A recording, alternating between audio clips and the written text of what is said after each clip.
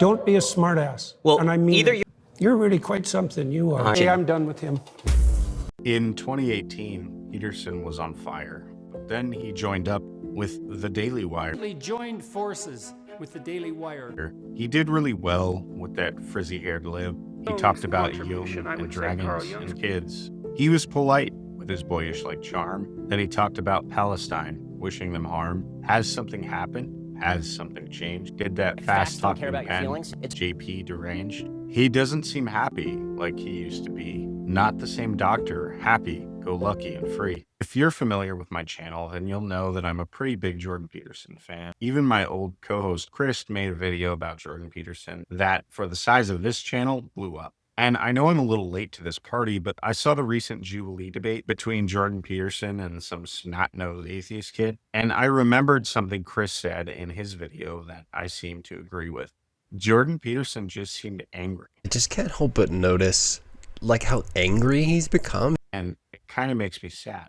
Don't get me wrong, I think if I had to deal with constant attacks from the left like he did, I'd probably be angry too. And I'm actually hoping to give Jordan Peterson some constructive criticism if he were to ever see this video. Cool story, I actually called Jordan Peterson's office around 2020 a bunch of times. I was kind of going through this existential crisis, and every time I called, I got his voicemail, and it was always full. Go figure. I think I read myself into insanity going through his reading list, and I had so many questions for him. Finally, I called and was able to leave a message, and a few weeks later, I get this call from Canada. And I picked up the phone rudely, thinking it's a telemarketer, and I heard this Hermit the Frog sounding voice on the other end. We had about a 20-minute talk, and he actually really helped me through some things. And after that conversation, I decided to enroll in college, majoring in psychology and biblical studies. My point is, I'm not on this trending Jordan Peterson isn't conservative enough for me bandwagon. In fact, speaking of Jordan Peterson, who's not a Christian at all, anyone who knows me will tell you how much I admire them. However, his recent outburst made me do some critical analysis on where he is at. Personally, I think he would benefit from a far more gentle and reserved approach. If any of you have seen Star Wars, old Jordan Peterson was like Obi-Wan Kenobi, a super defensive fighter. And when his opponent finally made a mistake, he capitalized on it and made them look stupid. That's what they said it was designed to do. Okay, you cited freedom of speech in that. Why should your right to freedom of speech trump a trans person's right not to be offended?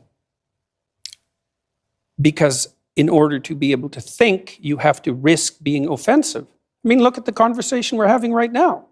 You know, like, you're certainly willing to risk offending me in the pursuit of truth. Why should you have the right to do that? It's been rather uncomfortable. Well, I'm very glad I put you on the spot.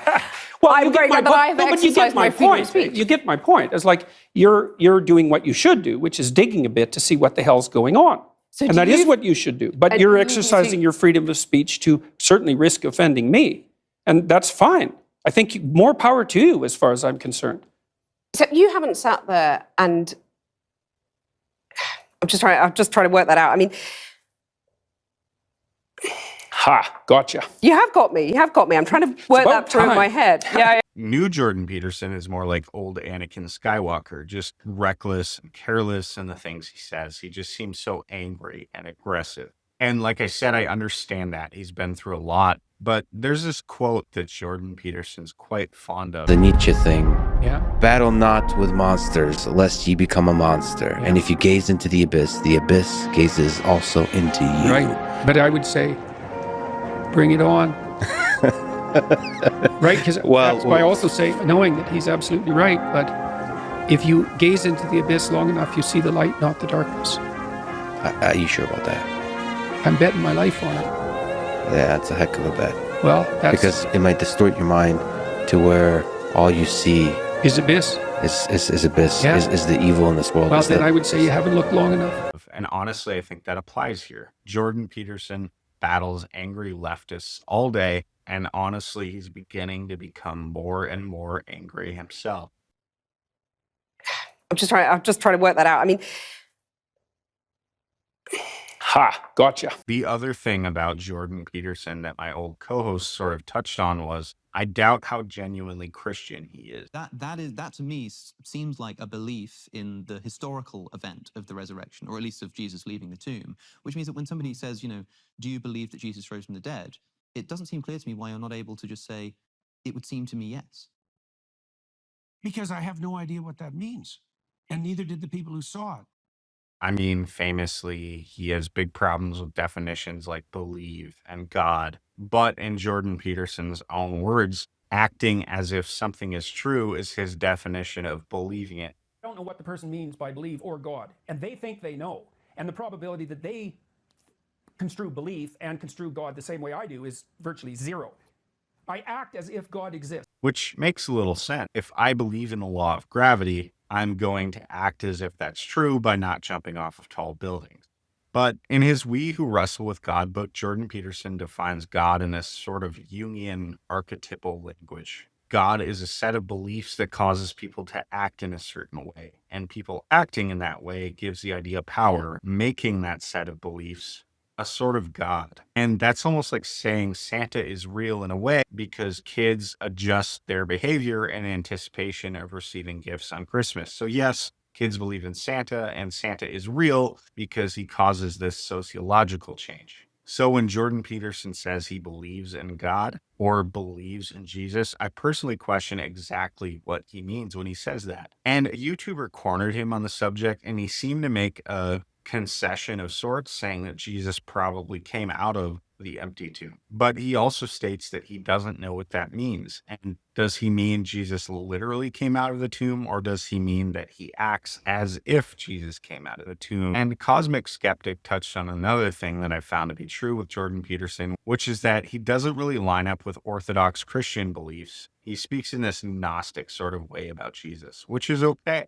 Like, I'd be perfectly fine if Jordan Peterson wasn't a Christian, but the way he talks almost makes me feel like he sold out a little. He went from being this arcane, Gnostic, Jungian, Joseph Campbell type character, and now he's trying to fit into this Orthodox, pro-Israel, right-wing camp when he seems more classically liberal, or at least libertarian to me. One of the moments I realized Jordan Peterson changed was when I attended his We Who Wrestle with God tour here in my hometown. His speech not only had this dark, menacing tone, but it almost seemed like he was attempting to be more of a performer, and I didn't really hear old Jordan Peterson at all. He'd start with psychoanalyzing the archetypes hidden in the story of Pinocchio, and then he'd dumb it down and the audience would cheer. And then he'd make his psychoanalytic theories fit into modern conservative politics, and then the crowd would really cheer. I think that since Jordan Peterson has joined the Daily Wire, he's attempted to appeal to this more mainstream, non-intellectual, tribalistic population of the American right,